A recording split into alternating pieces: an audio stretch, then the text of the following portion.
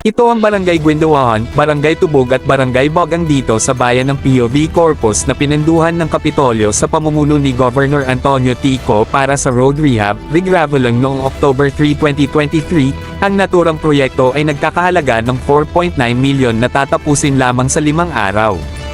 Ang naturang proyekto ay nai-award sa 4J Constructions na pag-aari ni Attorney Jason Arevalo.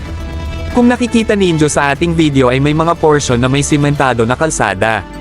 At ayon sa ating mga nakausap na mga residente dito ay noong 2022 ay wala namang nag-rehab pero nitong bago mag-election sa barangay ay may room pumasok na isang grader upang padaanan ang kanilang kalsada, at ayon sa kanila ay di na kailangan na tambakan ng grabe ang kanilang kalsada dahil sa mabato na ito at may adobe na kaya pag kinayod ito ng grader ay lalabas na parang tinambakan ito.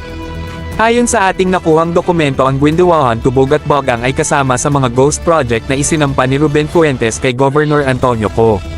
At ayon rin sa naturang complainant ay masyadong bata pa ang contractor para sa mga ganito kalalaking proyekto at sabay-sabay na mga proyekto.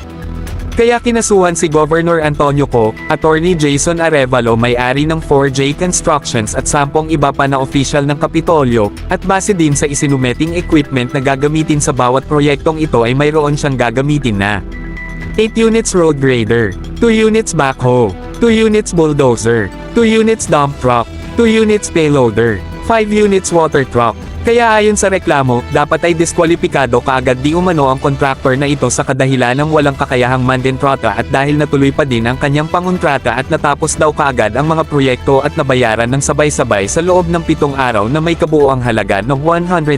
198,535,530.91 na milyong piso na di naman nagawa ang mga proyekto.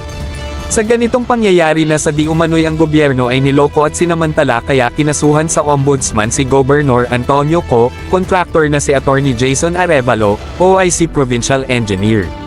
Ralph Bacolod, Provincial Accountant Glenda Talisic, Provincial Treasurer Eduardo Arcenas Jr., Provincial Budget Officer Liborio Gonzales Jr., Rhino Revalo, Attorney Rain Sia, Attorney Lowell Pelejera, Engineer Ricardo Montecalva ng kasong plunder, violation of Anti-Graft and Corrupt Practices Act, grave misconduct noong January 5, 2024.